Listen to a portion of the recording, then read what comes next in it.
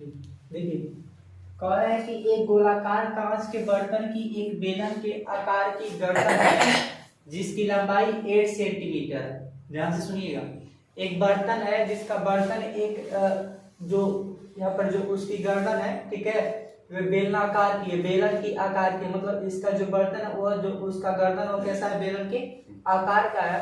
कह रहा है जिसकी लंबाई कितनी है, 8 सेंटीमीटर। मतलब ये जो बेलन है, ये बेलन में जो इसकी लंबाई कितनी है, 8 सेंटीमीटर। आगे बोला है और व्यास 2 सेंटीमीटर। ध्यान से सुनिएगा, अगर ये जो गर्दन है इसकी गर्दन की जो व्यास है, व्यास कितना है, 2 सेंटीमीटर। अगर व्यास 2 सेंटीमीटर है तो हम त्रिज्या निकालेंगे तो कितना हो जाएगा, 1 हो जाएगा, क्योंकि 2/2 ऐसे d/2 होता है। त्रिज्या निकालने के लिए हम व्यास बटे क्या करते हैं, 2 कर लेते हैं, और जब व्यास में हम 2 से भाग देंगे तो r का मान कितना आ जाएगा, 1 आ जाएगा। तो गर्दन की त्रिज्या कितनी आ जाएगी, 1 आ जाएगी। आगे देखिए, जबकि गोलाकार भाग का व्यास 8.5 सेंटीमीटर है, इसमें भरे जा सकने वाले पानी की मात्रा मापकर एक बच्चे ने यह ज्ञात किया है कि इस बर्तन का आयतन 345 सेंटीमीटर क्यूब है। जांच कीजिए कि क्या उस बच्चे का उत्तर सही है या नहीं। ध्यान दीजिएगा, एक बच्चे ने इसका माप के बताया है कि इसका जो आयतन वो 345 सेंटीमीटर क्यूब है, यानी 345 सेंटीमीटर क्यूब है। एक बच्चे ने इसको बोल दिया, ठीक है। अब आपको ये बताना है कि उस बच्चे ने सही बताया है कि गलत बताया, ठीक है। आप लगाकर चेक करिए कि आपके अनुसार क्या आ रहा है कि और उस बच्चे के अनुसार क्या आ रहा है। इसमें 2 चीज आप देखेंगे, एक जो देखेंगे कि ये बेलन का भाग है और नीचे वाला देखेंगे गोलाकार भाग है। 2 चीज, इसमें एक बेलन मिला है और एक क्या मिला है, गोला मिला है। तो दोनों में आयतन की बात किया है तो सबसे पहले हम बेलन का आयतन, फिर उसके बाद गोले का आयतन, ठीक है। मतलब 2 चीज, गोले का आयतन और बेलन का आयतन, दोनों को मिलाकर आपको क्या करना पड़ेगा, जोड़ना पड़ेगा, तब इस पूरे बर्तन का आयतन आपको निकलेगा। यानी 2 पार्ट का, एक तो बेलन का आयतन, उसके बाद नीचे गोले का आयतन। सबसे पहले इसमें जो जो दिया है उसको लिखेंगे। दिया है बेलनाकार भाग की ऊंचाई, बेलनाकार भाग की ऊंचाई कितना दिया है, 8 सेंटीमीटर, ठीक है। अब ये बेलनाकार भाग की व्यास दिया है 2 सेंटीमीटर, तो त्रिज्या कितना हो जाएगा, 1 सेंटीमीटर। तो लिखेंगे बेलनाकार भाग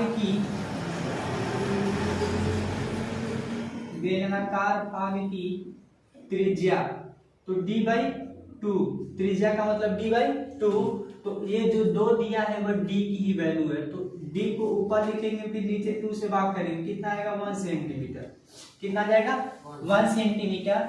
और फिर उसके आगे इसमें क्या दिया है, एक और दिया है, जो ये गोलाकार भाग है उसका क्या दिया है, व्यास दिया है ना। लिखेंगे गोलाकार भाग का व्यास, गोलाकार भाग का व्यास दिया 8.5 सेंटीमीटर, लेकिन हमको व्यास नहीं चाहिए, हमको क्या चाहिए, त्रिज्या चाहिए। क्या चाहिए, त्रिज्या। तो लिखेंगे गोलाकार भाग का त्रिज्या लिखेंगे तो 8.5/2 सेंटीमीटर, क्योंकि त्रिज्या निकालने के लिए 2 से आपको क्या करना पड़ेगा, भाग करना पड़ेगा। तो भाग करेंगे, पॉइंट में आएगा, हम यहीं पर छोड़ दे रहे हैं, ठीक है। आगे देखिए, अब अगर बर्तन का आयतन आप निकालेंगे, बर्तन का आयतन, जब आप बर्तन का आयतन निकालेंगे तो इसमें क्या क्या डालेंगे आप, सबसे पहले आप बेलन का आयतन फिर गोले का आयतन, दोनों चीज को इन्वॉल्व करना पड़ेगा। यानी लिखेंगे बेलन का आयतन प्लस गोले का आयतन। और इन दोनों काम को करने के लिए आपको सबसे पहले क्या चाहिए, फार्मूला चाहिए। जब आप बेलन के आयतन का फार्मूला नहीं रखेंगे या गोले का आयतन का फार्मूला नहीं है तो नहीं हो पाएगा, ठीक है। बेलन के आयतन का फार्मूला होता है πr² एच। बेलन का आयतन होता है पाई आर स्क्वायर इंटू एच, और गोले का आयतन होता है 4/3 पाई आर क्यूब। हम पहले से ही बोल रहे हैं कि फार्मूला आपको क्या करना पड़ेगा, याद करना पड़ेगा।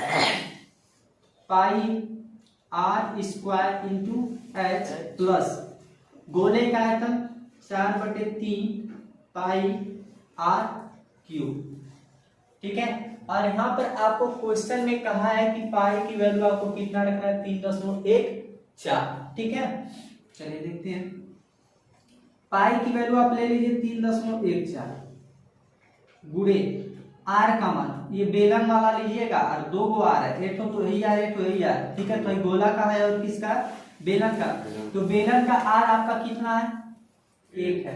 कितना है, 1 का स्क्वायर गुणे एच कितना है, 8 है, प्लस 4/3 पाई का मान 3.14। ठीक है, ध्यान दीजिए। हाँ, 3.14 प्रकार है, पाई की वैल्यू 3.14 लीजिए।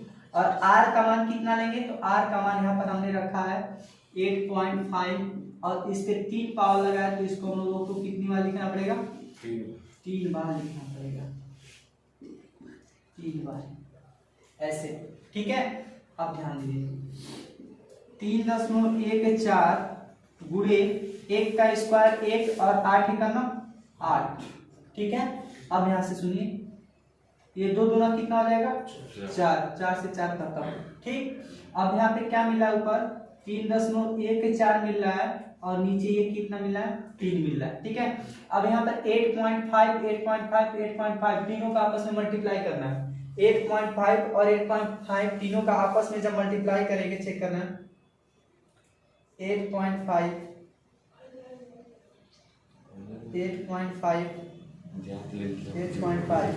ये आ रहा है, तीनों का जब मल्टीप्लाई किया जा रहा है तो 614 कितना आ रहा है, 614.12। और नीचे यहाँ पर कितना लिखा है, 2। हम यहाँ पर नीचे क्या लिखेंगे, 2 ऐसे आपको लिख देना है। ठीक है, अब आगे देखिए। 614/125 है।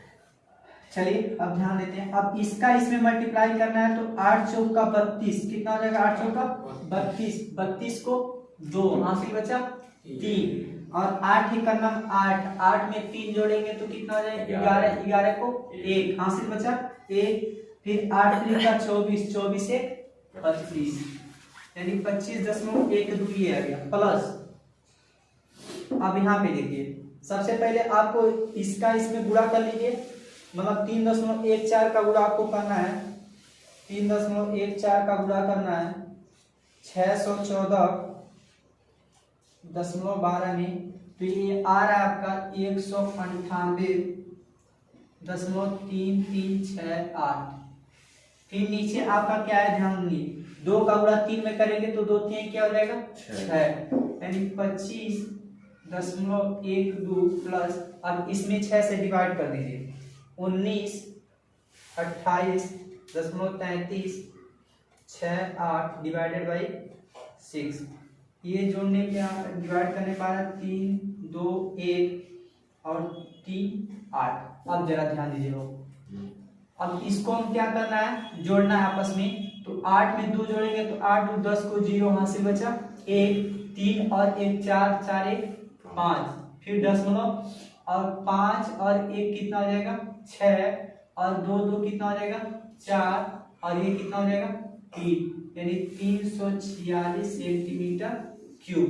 अब ध्यान से सुनिए, बच्चे ने कहा था कि इस बर्तन का आयतन 345 सेंटीमीटर क्यूब है, लेकिन ठीक है, लेकिन हम लोगों के लगाने पे कितना आ रहा है, 346.5 सेंटीमीटर क्यूब। क्या बच्चे वाला आंसर सही है कि गलत है, गलत है, यानी लिखेंगे कि बच्चे का आंसर क्या है, गलत है। हम लोगों का आंसर कितना है, 346.5 सेंटीमीटर क्यूब। ठीक है,